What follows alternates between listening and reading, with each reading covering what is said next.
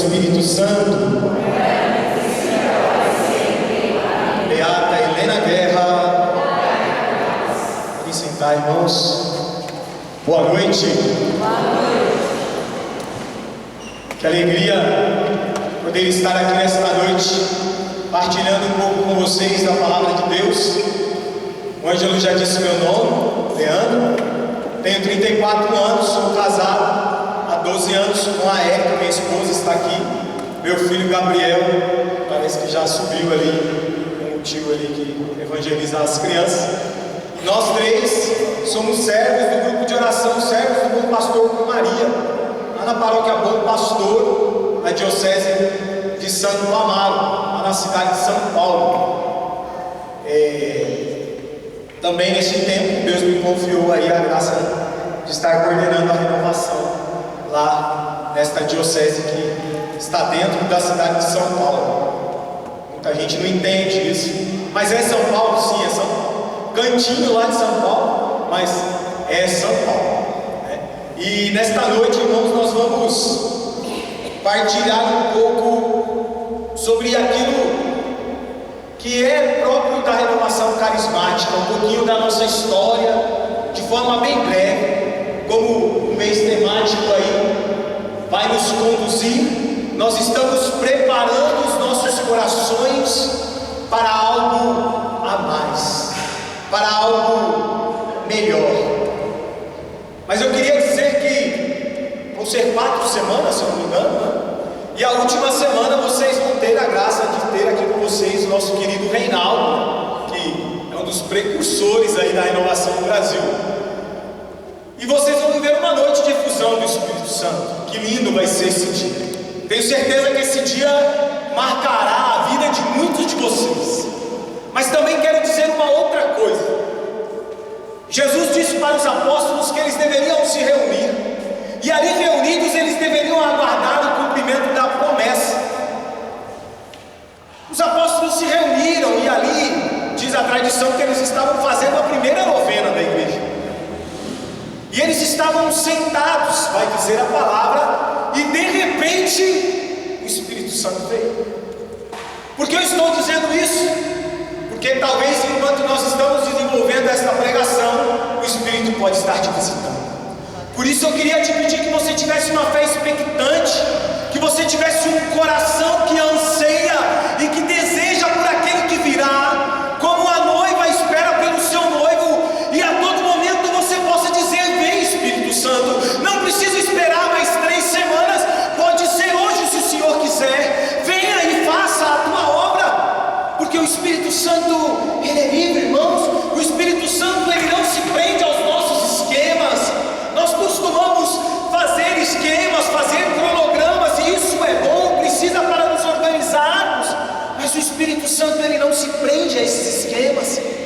Esses dias eu escutava de um irmão: em um grupo de oração só não podem faltar 2 coisas: o momento que ele começa e o momento que ele acaba. O resto pode ser de qualquer jeito, porque é o próprio Espírito Santo que conduz. Amém? Amém. Então prepara o seu coração.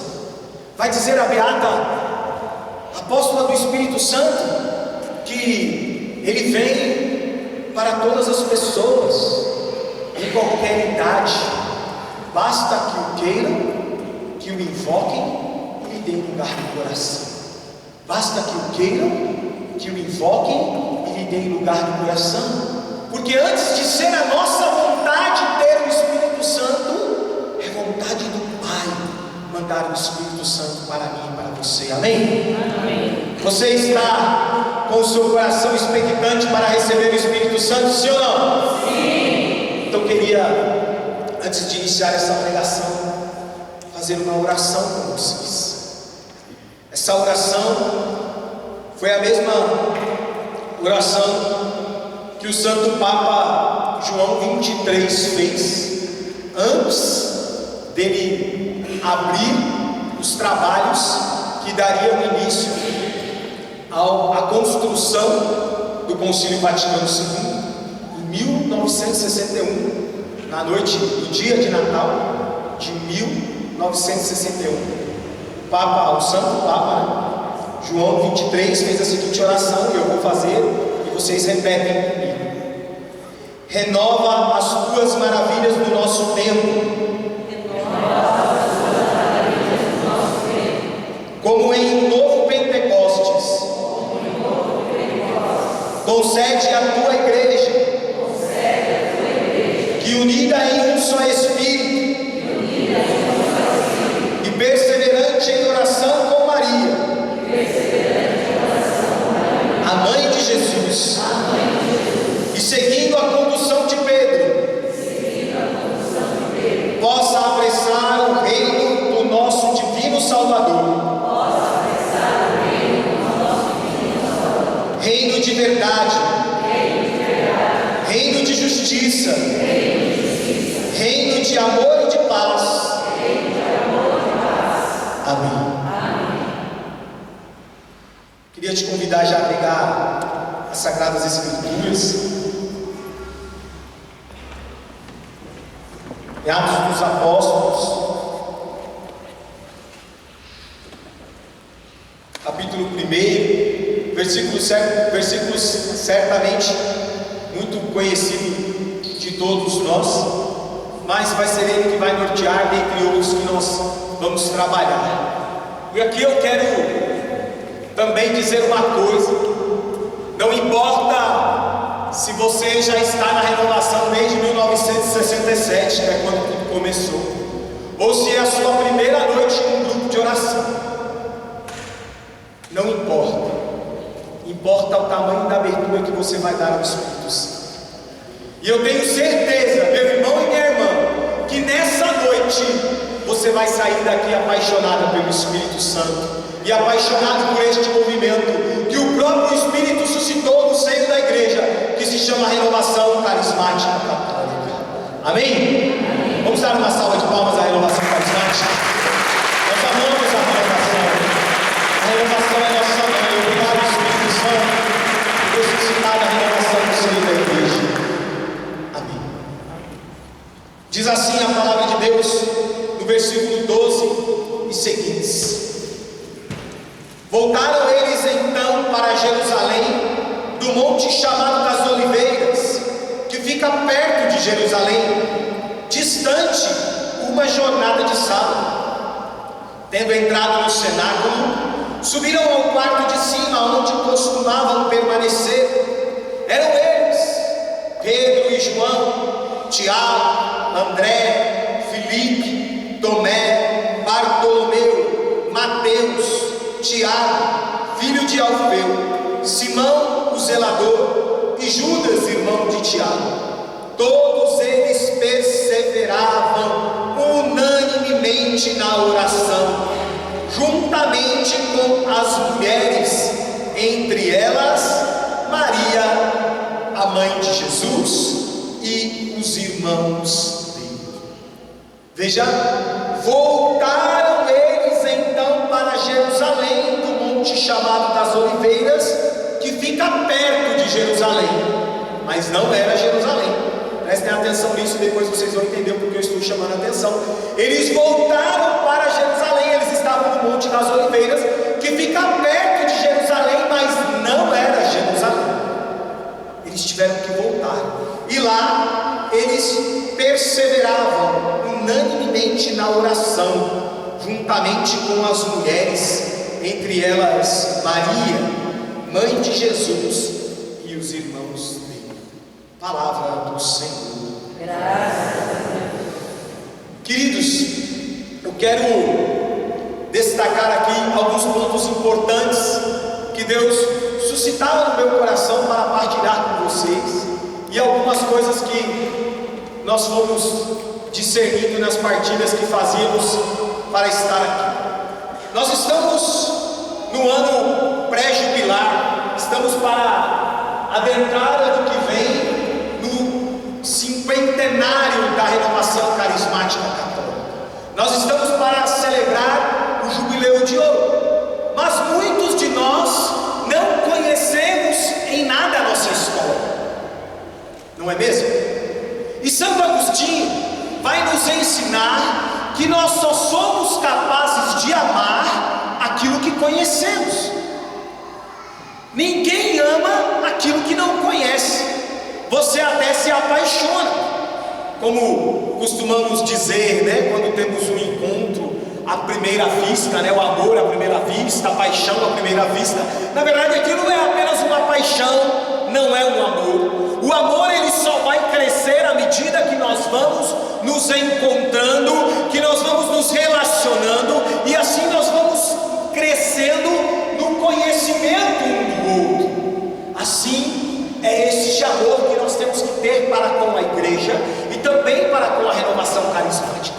Se você está aqui pela primeira vez no grupo de oração, eu tenho certeza que você vai sair daqui dessa noite dizendo: foi uma paixão à primeira vista.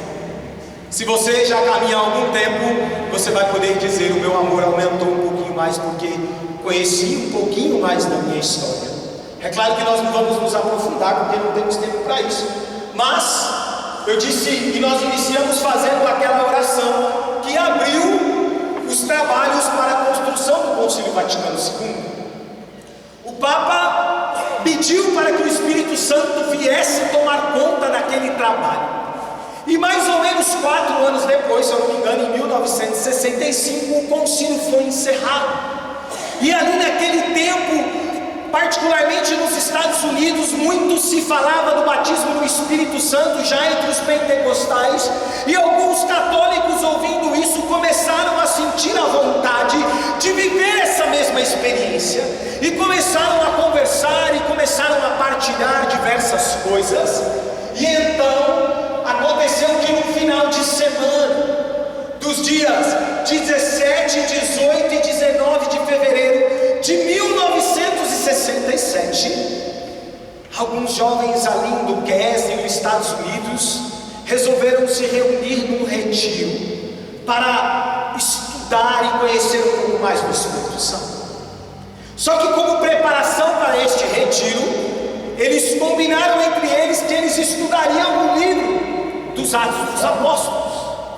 Então eles começaram a ler os Atos dos Apóstolos, e eles chegaram neste encontro desejosos para viver aquela experiência com o Espírito Santo que os apóstolos viveram. Meus irmãos, e aqui eu quero dizer de experiência, e experiência é ter contato, experiência é viver aquilo que eles viveram, não é apenas uma narrativa daquilo que eles viveram. Vocês conseguem entender a diferença? Quando alguém te conta assim, que comeu um pedaço de bolo muito gostoso, aquela pessoa diz assim: até salivou a minha boca, porque ela consegue contar da experiência que ela teve. A outra coisa é quando nós olhamos um bolo muito bonito, não é? E nós falamos assim: nossa, deve estar gostoso, está com uma cara boa. Há uma diferença entre você ver, entre você ler e você experimentar. E era isso que aqueles jovens queriam fazer. Eles queriam experimentar aquela mesma coisa que os apóstolos experimentaram. Afinal de contas, Jesus disse que coisas muito maiores do que as que ele fez fariam aqueles que tivessem essa intimidade com o Espírito Santo. Pois bem, é neste contexto que a renovação carismática católica começa a ganhar corpo na igreja, porque ali naquele final de semana, de fato, eles viveram o derramamento do Espírito Santo. De fato, o Espírito Santo desceu sobre aquela casa de retiros que se chama a Arca e a Pomba. E se você não sabia disso, você tem uma casa de retiro lá em Duquesne. Se você quiser visitar amanhã lá nos Estados Unidos, você pode ir lá. Chama a Arca e a Pomba. Seja bem-vindo, essa casa é tua. Lá estando, o Espírito Santo não resistiu. O Espírito Santo desceu ao encontro daqueles jovens, e desde então eles tiveram as vidas deles completamente transformadas.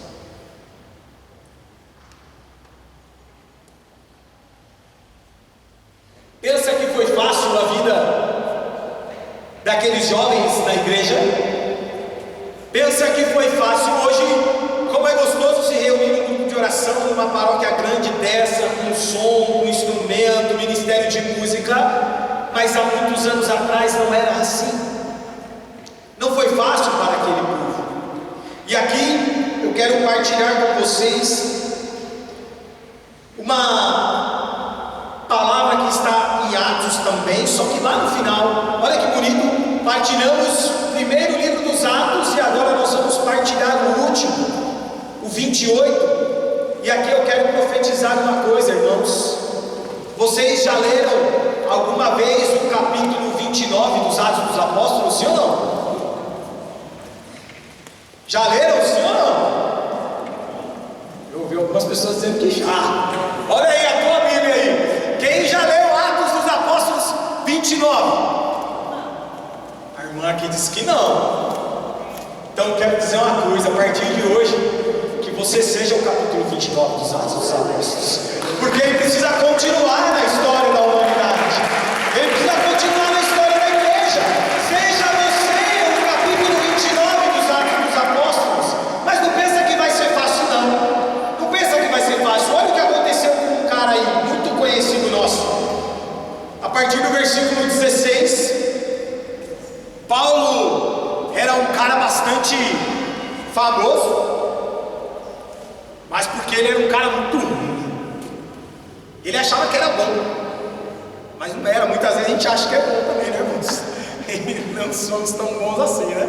Precisamos nos converter, né? Mas Paulo, ele começou a se converter depois que um tal baixinho lá, chamado Ananias, foi lá e rezou por ele. Ele começou a se converter. Mas as coisas não foram fáceis na vida de Paulo. E lendo esse trecho, eu imagino que também foi assim na renovação carismática. Versículo 16 diz assim, ó: chegados que fomos a Roma, foi concedida licença a Paulo para que ficasse em casa própria, com um soldado que o guardava. Até foi concedida a licença, mas veja que um soldado guardava ele. E diz a nota de rodapé que guardava com uma corrente amarrada. Olha, tinha uma corrente amarrada entre Paulo e o soldado. Imagina que eles não confiavam muito em Paulo, né? 3 dias depois, Paulo convocou os judeus mais notáveis. Estando reunidos, disse-lhes: irmãos, sem cometer nada contra o povo, nem contra os costumes de nossos pais, fui preso em Jerusalém e entregue nas mãos dos romanos. Estes, depois de terem instruído o meu processo, quiseram soltar-me, visto não acharem em mim crime algum que merecesse morte. Mas opondo-se a isso, os judeus vi-me obrigado a apelar para César, sem intentar, contudo, acusar de alguma coisa a minha nação. Por esse motivo mandei chamar-vos, para vos ver e falar convosco. Portanto, pela esperança de Israel, é que estou preso com esta corrente. Responderam-lhe eles: não temos recebido carta alguma da Judéia que fale em ti, nem de lá tem vindo irmãos algum que nos dissesse ou falasse mal de ti. Quiséramos, porém, que tu mesmo nos dissesses o que pensas, pois o que nós sabemos dessa seita é que em toda a parte lhe fazem oposição. Palavra do Senhor. Queridos irmãos, quando a renovação começou na igreja e ainda hoje, ela tinha muita oposição, mas graças a Deus hoje, irmãos, a igreja nos reconhece como um movimento oficial. O Papa nos reconhece, o Papa nos ama, e nós somos benquistos na igreja católica, apostólica, romana, pois foi através deste movimento que muitos de nós voltamos para a Santa Mãe Igreja, e aqui estou eu, uma prova viva disso. Através da renovação carismática católica, eu voltei para a Santa Igreja Católica Apostólica Romana. Ora, podemos, como a palavra nos diz, conhecer a árvore pelos frutos que ela dá. Não temos o que temer, mas acontece que, graças a Deus, vejo algumas pessoas aqui um pouco mais de idade do que eu, e eu tenho certeza, se vocês caminham há tanto tempo em grupo de oração, vocês sofreram com isso. Vocês estiveram machucados, vocês foram perseguidos por padres, e ainda muitas vezes somos, mas graças a Deus hoje nós temos a bênção dos papas. Os 4 últimos papas falaram bem de nós, temos a bênção da igreja, temos a bênção de Pedro, portanto podemos caminhar com liberdade. Mas eu creio, irmãos, que ao longo deste caminho muitas feridas aconteceram em nossos corações, e o Senhor quer nos curar.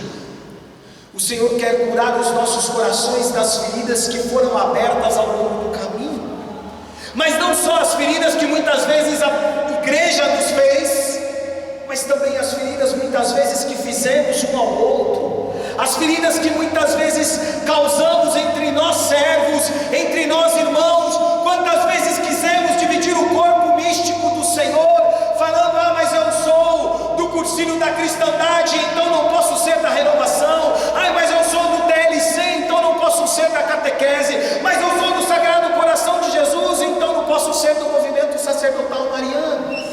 E assim muitas vezes nós fomos nos ferindo, e nós fomos muitas vezes criando partido. E São Paulo vai nos dizer que quanto a isso nem pode se ter menção entre nós. Irmãos, nós podemos de repente até olhar para trás e pensar: se eu tivesse ficado quieto na minha casa, não teria sofrido nada do que eu sofri. Nós podemos até pensar: a minha vida estava tão tranquila e sossegada, para que eu fui fazer isso? Para que eu fui me meter nesse negócio? Agora não tenho tempo para mais nada. Digo para alguns padres lá da diocese, tem uns padres que não gostam de ficar amigos nossos. Mas falam: por quê? Porque depois que fica amigo da renovação não tem mais sossego. É trabalho atrás de trabalho, é missa atrás de missa, é vigília atrás de vigília, adoração é atrás de adoração, confissão atrás de confissão.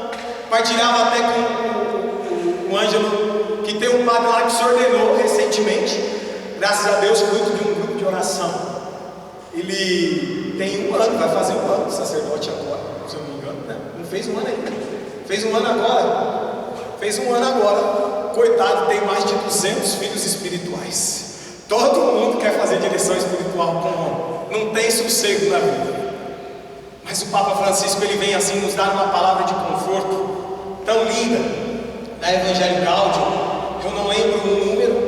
O Papa Francisco vai dizer assim: eu prefiro, olha o que ele disse, eu prefiro uma igreja suja, uma igreja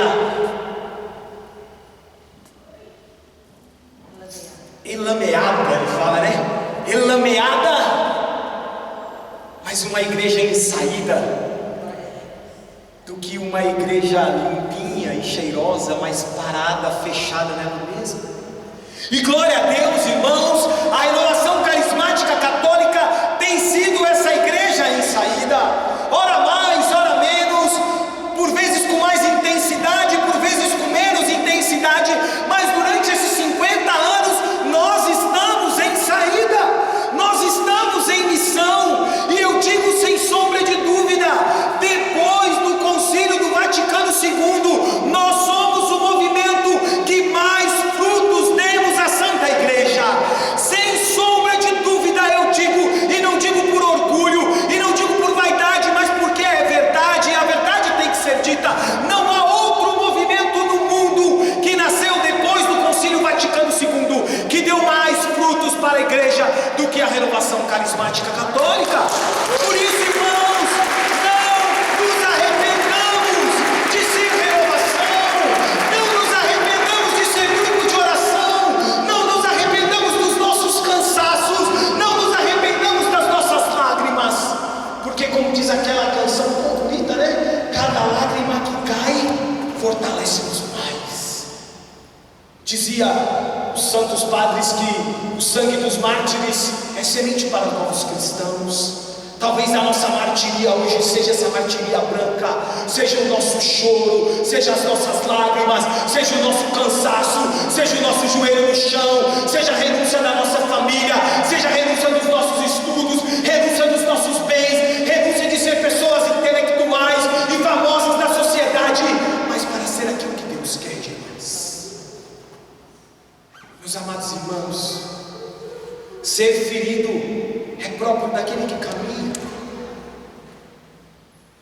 As feridas é próprio do movimentar-se, é próprio do mexer-se.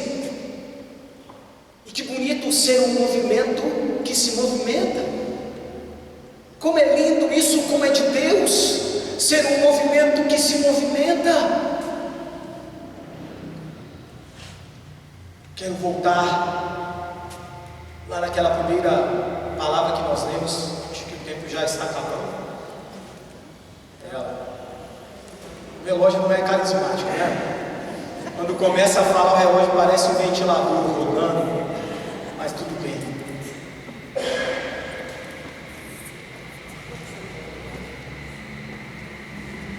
Volta a sua Bíblia lá em Atos dos Apóstolos, mas antes disso, eu quero ler uma palavra que está em Efésios, capítulo 2.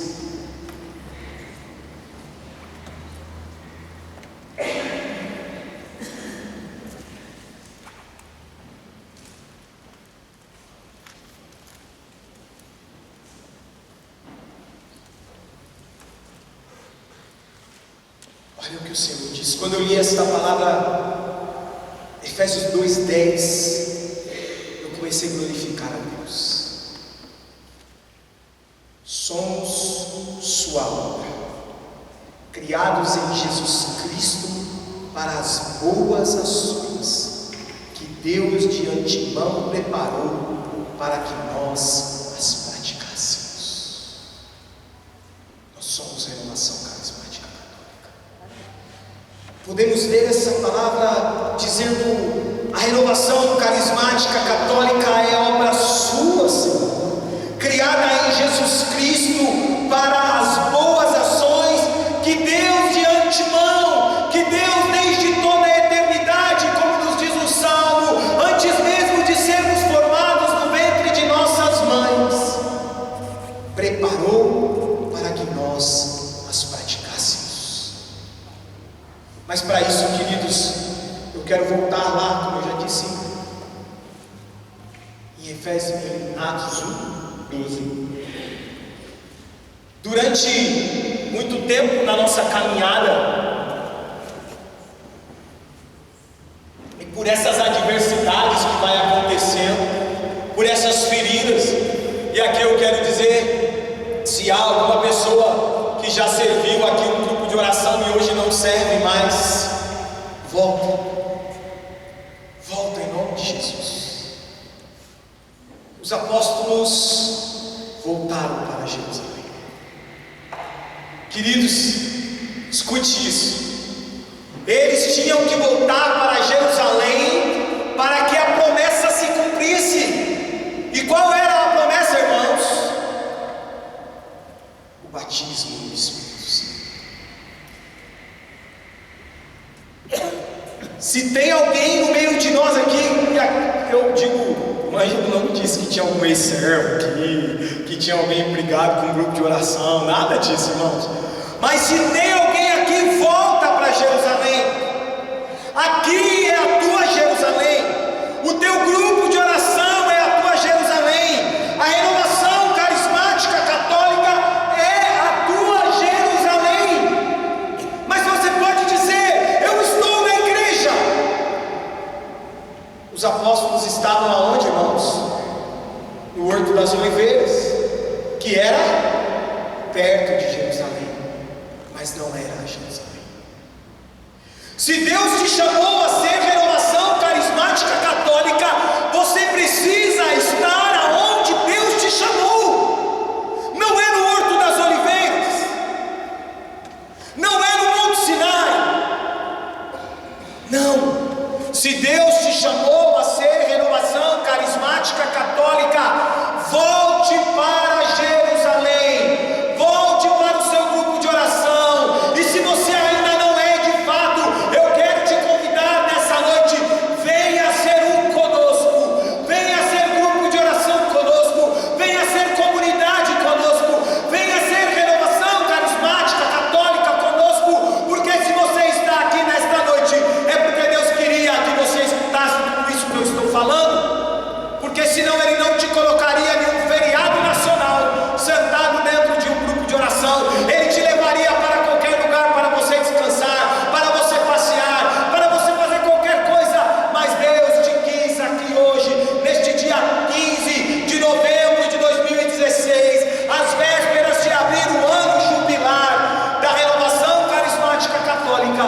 você escutasse tudo isso.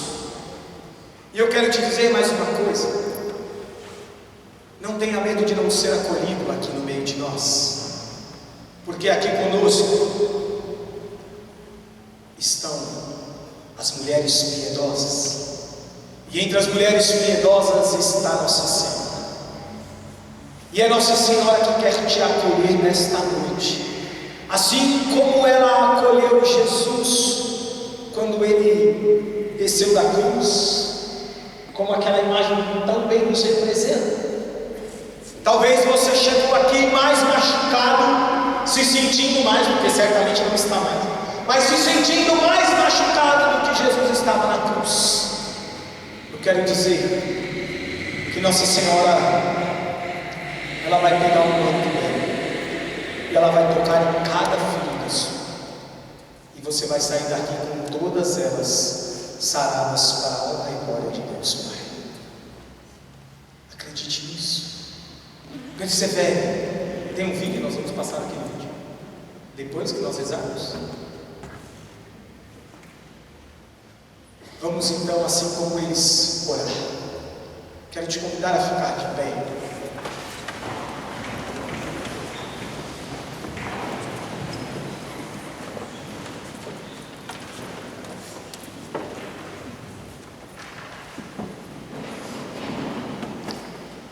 Não adianta estar em Jerusalém se não estivermos unidos em oração. Estar em Jerusalém brigando com o irmão não adianta. Estar em Jerusalém com o coração ferido e machucado não vai adiantar. É preciso que você dê liberdade para que o seu coração seja restaurado nessa noite.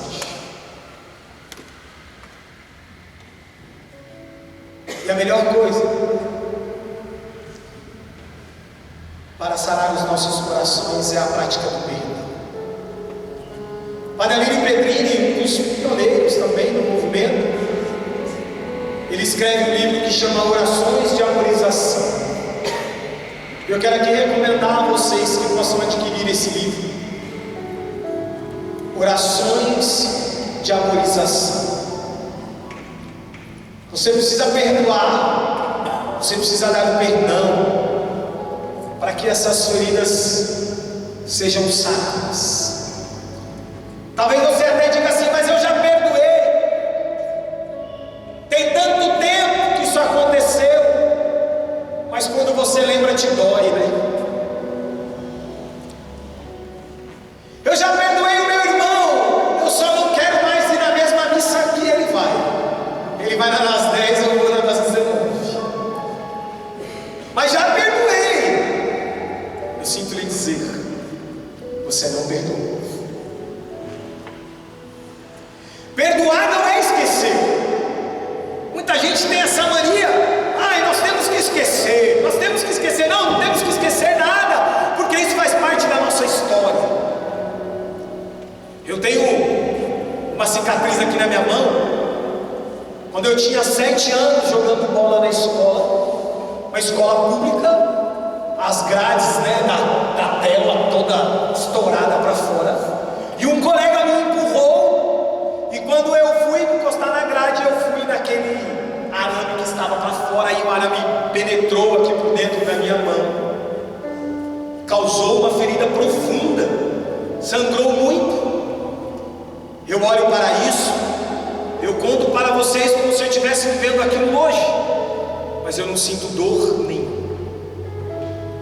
Isso é perdoar, é olhar para a minha história, é olhar para aquilo que eu vivi, é contar o fato que eu vivi, de repente até narrando detalhes, mas sem sentir dor alguma.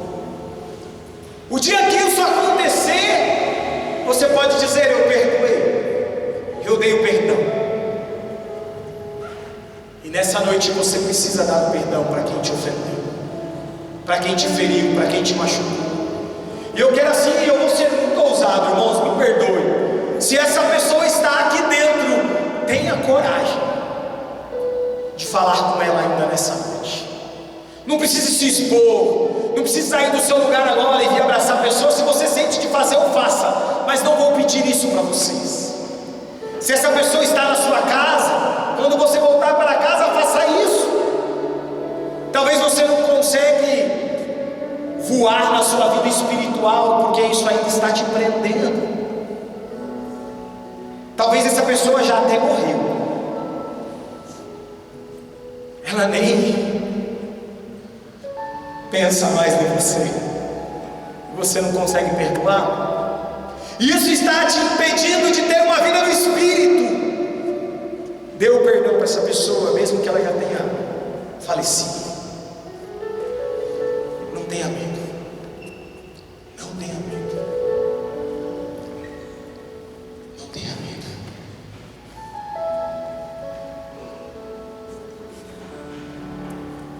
Pai Santo, Pai amado, Pai querido, no nome de Jesus, eu quero te pedir um derramamento desta unção de cura e de perdão.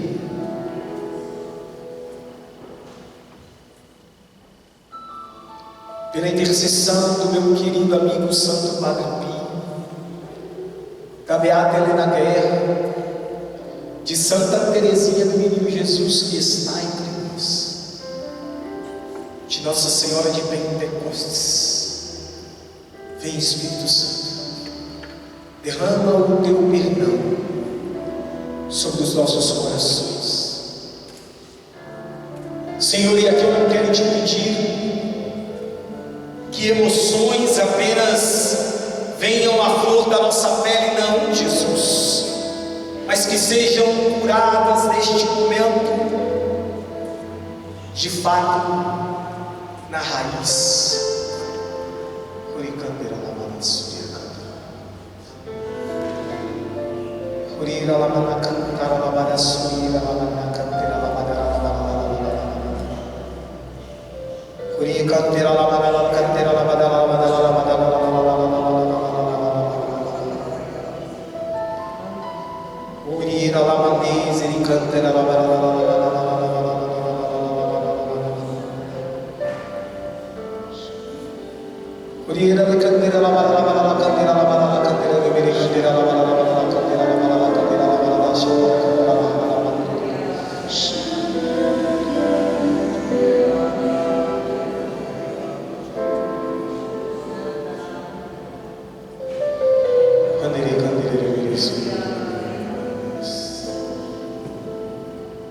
Senhor, me revela uma pessoa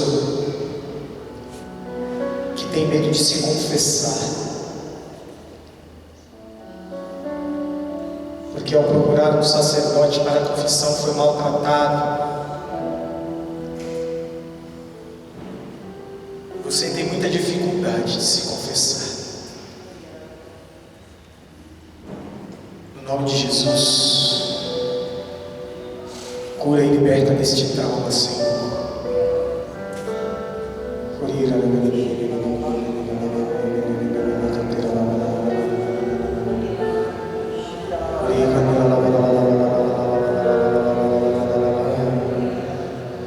A tua palavra que cura, a tua palavra que santifica, nos pede perdoar 70 vezes 7.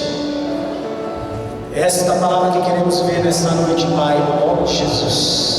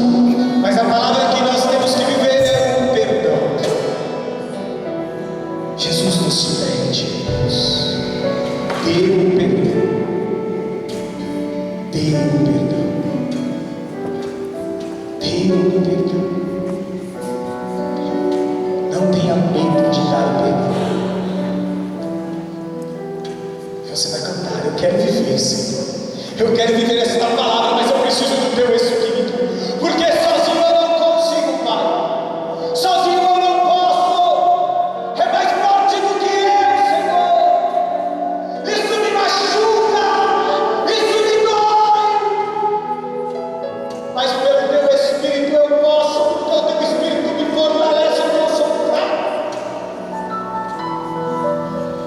Dai-nos o dom da fortaleza,